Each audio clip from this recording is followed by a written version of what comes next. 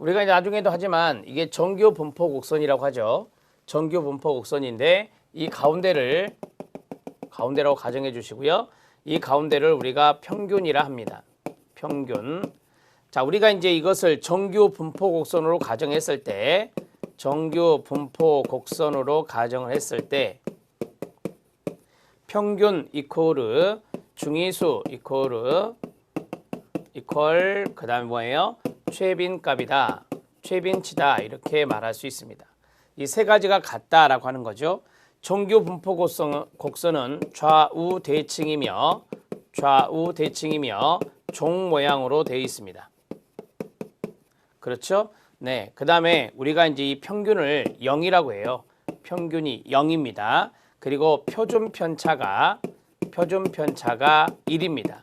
표준 편차가 1인 분포를 우리가 바로 정규 분포라 하고 이것은 G점수와 관련성이 있습니다. G분포 또는 G점수와 연관성이 있다. 이렇게 정리하시고요. 자, 여기에서 우리가 이제 평균이라고 하는 것이 있었습니다. 평균은 무슨 말인지는 아실 거니까. 자, 평균이라고 하는 것은 등간 변인이나 비율 변인에 사용하는 것이다. 이렇게 보시면 됩니다. 등간 변인이나 비율 변인. 그러니까 명명이라든지 서열에는 쓰지 않는 거고요.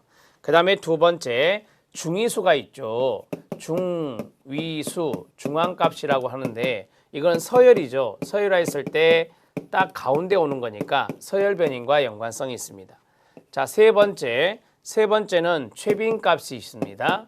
최빈값은 가장 많은 빈도를 갖고 있는 것이라서 명명 변인과 연관성이 있다. 이렇게 정리를 하시면 됩니다. 자, 세 가지 정리해 드렸습니다. 자, 우리가 이제 중위수는 딱 중앙에 오는 것이고 최빈값은 가장 많은 분포다. 이렇게 말씀을 드렸습니다. 자, 그림 두 개를 그릴 건데 잘 보세요. 자, 이렇게 되는 모양이 하나 있고 이렇게 되는 모양이 하나 있다. 그러면 여기가 마이너스잖아요. 여기가 마이너스고 여기가 플러스라고 하잖아요. 자, 그러면 이쪽은 마이너스로 꼬리가 쫙 늘어져 있는 거고 여기는 플러스로 꼬리가 늘어져 있는 겁니다. 이것을 우리가 뭐라 하느냐? 부적 편포라고 합니다. 부적 편포라고 하고 이것을 정적 편포라고 하는 것입니다. 자, 그럼 이거는 분포수거든요. 이 그림이 나타내는 건 분포수예요. 따라서 점수가 높은 사람들이 많죠. 여기는 점수가 낮은 사람이 많은 거예요. 이해됐죠? 점수가 많은 사람이 많은 것은 당연히 최빈값이 가장 크고 그 다음에 항상 중위수는 가운데 와요. 중위수는 가운데 오고 그 다음에 평균 이렇게 정리가 되는 겁니다. 여기는 점수가 낮은 사람들이 많으니 반대로 최빈값이 가장 작고 반대로 가야 돼요. 중위수가 되고 그 다음에 평균이다. 이렇게 정리하시면 되겠습니다. 자, 부적 편포와 정적 편포를 꼭 알아놓으십시오. 시험에 출제될 확률이 높습니다. 자, 그 다음에 이제 우리가 어떤 걸 했냐면 이걸 했죠. 이 표준 편차라고 하는 것을 했어요. 표준 편차라고 했는데 이 편차라고 하는 것은 흩어짐의 정도를 말하는 거예요. 흩어짐의 정도를 말한다. 흩어짐의 정도를 우리가 3포다 이렇게 말하거든요. 자, 분산이라는 거 아시죠? 분산. 자, 분산은 이퀄 루트 표준 편차가 됩니다. 그러니까 표준 편차 죄송합니다. 표준 편차는 분산값이 좀 커요. 숫자가 크거든요. 그래서 이 루트 분산이 됩니다. 분산에다가 루트를 씌워서 표준 편차 값을 나타낼 수 있어요. 만약에 분산이 0이면 표준 편차도 0이 되는 거예요. 여러분, 분산이 0이다, 표준 편차가 0이다 그러면 모두 동일한 값이 나왔다는 거죠. 모두 동일한 값이 나왔을 때 우리가 분산이 0이고 표준 편차가 0이다 이렇게 말하는 거예요.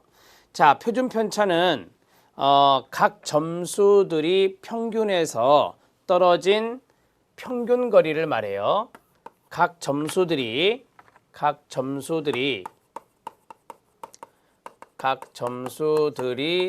평균에서 떨어진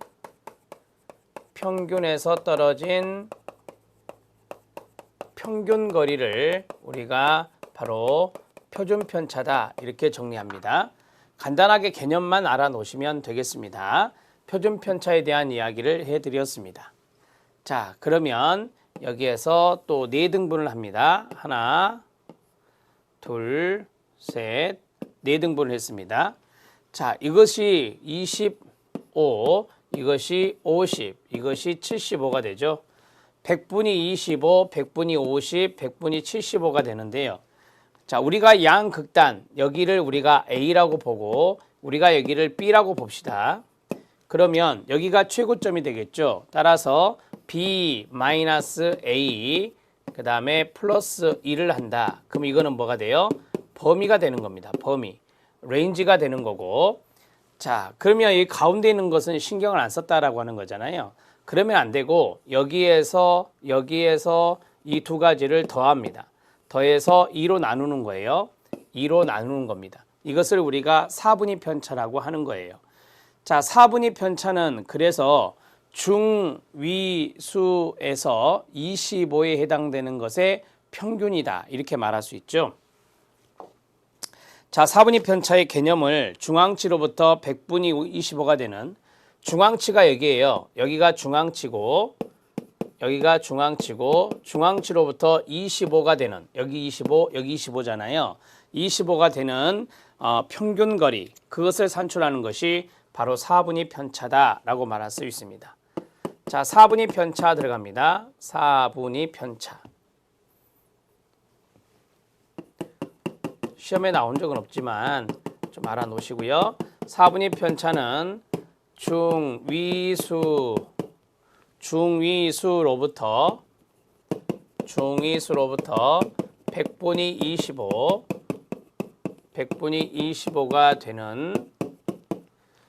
되는 평균거리 그것을 우리는 바로 사분위 편차다 이렇게 정리할 수 있습니다.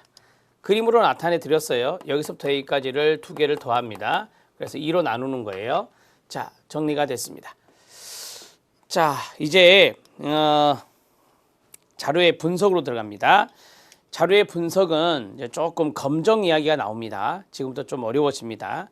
자료의 분포도 해서 이제 여기 있죠. 여기 정규 분포가 나왔습니다. 정규 분포를 보시면 여기 이제 그림을 완성해 보면 하나, 둘, 셋, 하나, 둘, 셋 이렇게 됩니다. 표준 편차가 1이라고 그랬잖아요. 그래서 1 간격으로 이렇게 가는 거예요. 1 간격으로 이렇게 가는 건데 자, 여기를 우리가 마이너스 1 시그마, 마이너스 2 시그마, 마이너스 3 시그마라고 합니다. 여기를 우리가 플러스 1 시그마, 플러스 2 시그마, 플러스 3 시그마라고 합니다. 이 시그마가 바로 오차가 돼요. 표본 시그마가 편차가 되거든요. 그래서 우리가 이제 이 부분을 이야기를 할 때 분포를 이야기할 때 다음과 같이 이야기를 합니다. 여기가 첫 번째 구간이고요. 그 다음에 여기가 두 번째 구간이고요. 그 다음에 여기가 세 번째 구간이 됩니다. 이렇게 세 번째 구간이 되는데 여기 안에 있는 사람이 전체의 68%를 차지한다는 거고 그 다음에 여기에 있는 사람이 전체의 95%를 차지한다는 거고 그 다음에 여기에 있는 사람이 전체의 99%를 차지한다는 겁니다. 분포도니까요. 이렇게 해서 정리하시면 됩니다. 자, 됐습니다. 여기 있는 그림을 이제 설명해 드렸고요. 가운데 M이라고 써졌잖아요. 그건 평균이라고 말하는 겁니다. 자, 분포도란 사례의 점수를 각 점수대별로 표현한 그림입니다. 대부분의 변수들은 사례수가 충분하다면 정규분포를 따른다 그래요. 이 정규분포가 되기 위해서는 사례수를 우리가 N이라고 하거든요. 사례수가 30 이상이면 돼요. 30 이상이면 정규분포를 따른다라고 합니다. 자, 사례수는 30 이상. 사례수가 충분하다면 거기다가 30사례 이상이라고 쓰면 됩니다.